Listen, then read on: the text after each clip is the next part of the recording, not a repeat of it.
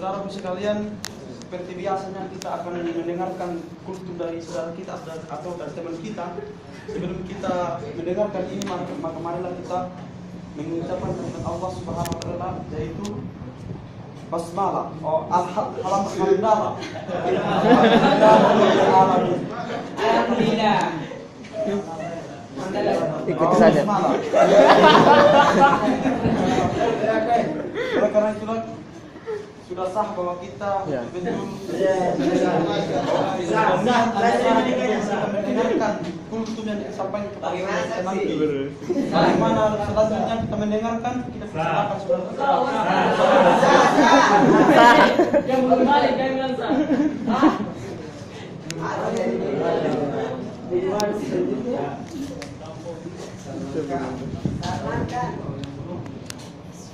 Assalamualaikum warahmatullahi wabarakatuh. Waalaikumsalam warahmatullahi wabarakatuh. Alhamdulillah ala taufiqihi wa i'tinani. Ashhadu an la ilaha illallah ta'ziman li sya'ni. Wa ashhadu anna Muhammadan abduhu wa rasuluhu ad-da'i ila ridwani. Ma'asyiral muslimin wa rahimani wa rahimakumullah jami'an. Segala puji Tuhan semesta alam yang telah memberikan kita begitu banyak kenikmatan. Di antaranya ialah nikmat kesehatan, nikmat kekuatan, dan yang paling mulia ialah nikmat iman dan Islam. Biarpun kita menghitung-hitung nikmat Allah Subhanahu wa taala, niscaya kita tak mampu untuk menghitungnya. Allah Subhanahu wa taala berfirman, "Wa in ta'uddu ni'matallahi la tuhsuha." Dan jika kamu menghitung-hitung nikmatku, niscaya kalian tak mampu untuk menghitungnya.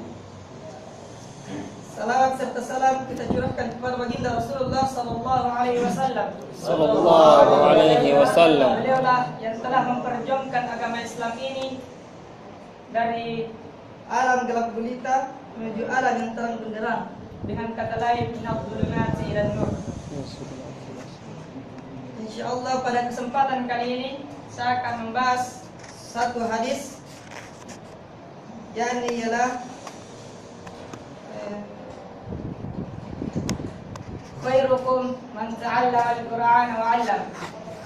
Sebaik-baik manusia ialah orang yang mempelajari Al-Qur'an dan mengajarkannya. Hadis tersebut begitu pendek, tapi begitu kita bisa mengambil banyak faedah-faedah dalamnya. Karena sebagian kaum muslimin di luar sana, dia mengetahui hadis tersebut, tapi dia memiliki kitabullah, tapi dia hanya menjadikan suatu pajangan, menjadikan suatu hiasan di dalam lemari-lemari mereka dan di atas meja-meja mereka. Tapi tak kala ketika mendapatkan bulan Ramadan, dia tak henti-hentinya membaca Al-Quran. Seperti Al-Quran itu menjadi pegangannya setiap hari. Namun tak kala ketika ia keluar dari bulan Ramadan, Al-Quran itu seperti hanya pajangan hiasan saja. Sebagai umat manusia, kita harus memperbanyak mempelajari Al-Quran. Kita harus memperbanyak membaca Al-Quran. Karena Rasulullah SAW bersabda, "Man qara'a harfun min kitabillah falahu hasan. Al-hasana bi asyri amthaliha. La aqul alif lam mim harfun, walakin alif harfun, lam harfun, mim harfun."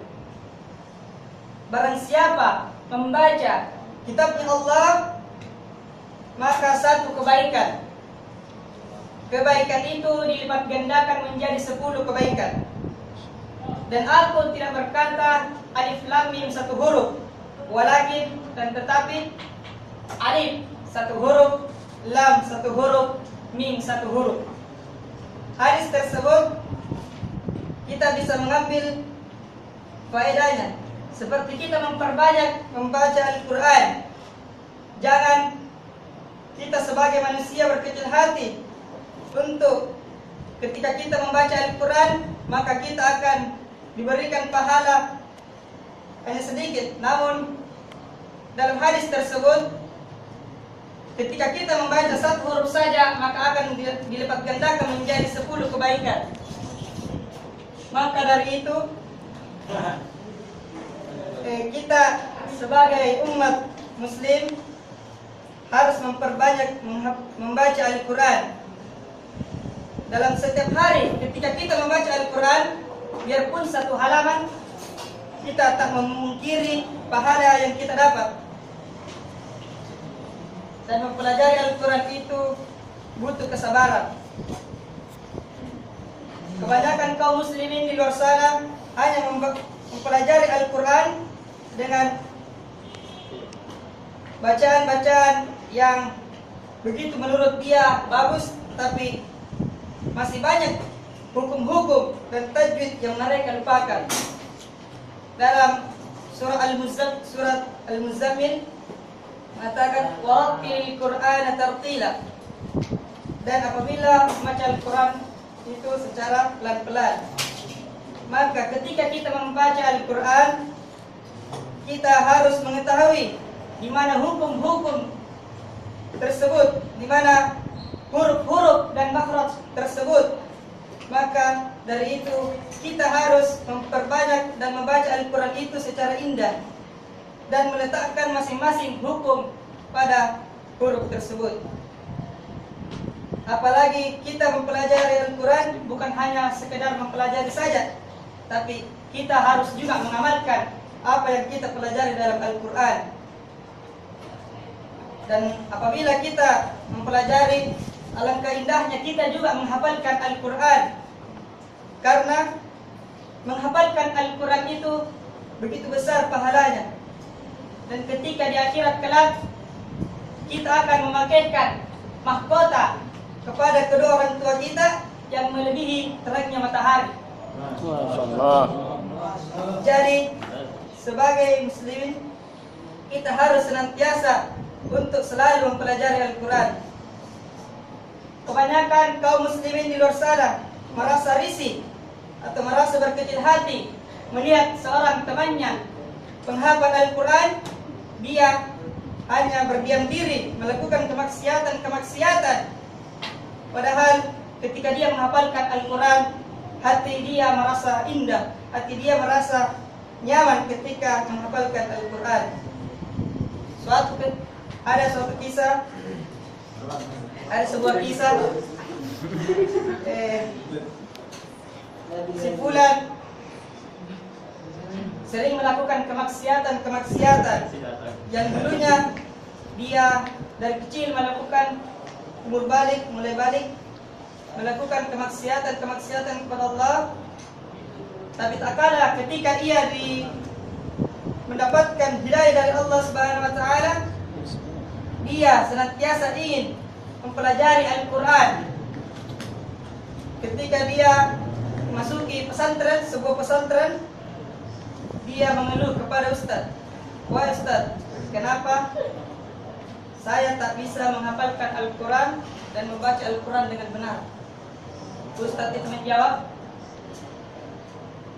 "Kamu harus berdoa kepada Allah, perbanyak salat dan memperbanyak muhasabah diri, meminta ampun kepada Allah, dan bersabarlah apa yang kamu kerjakan saat ini. Semua amalan pasti tergantung dari niatnya." Dan saat ketika pula itu, si fulan tersebut mempelajari Al-Quran selama 7 tahun. Dia membaca dengan benar selama 7 tahun juga. Dia berhasil menghafalkan Al-Quran. Dengan keteguhan, dengan kesungguhannya, dia telah berhasil menghatamkan Al-Quran dan hafalannya begitu mungkin, begitu lancar. Ketika tak kalah ia bertanya, dia selalu setiap jalan, setiap dimanapun, ketika ia berjalan, dia tetap menghafalkan Al-Quran. Ketika ia duduk, ketika ia berdiri, ketika ia bermajelis. Mungkin sampai sinilah ceramah yang sempat saya bawakan. Lebih kurangnya mohon dimaafkan. Barakallahu li wa lakum fil Qur'anil azim. Nafa'ana wa iyyakum bima fihi minal ayati wal hikmah. Assalamualaikum warahmatullahi wabarakatuh. Waalaikumsalam warahmatullahi wabarakatuh.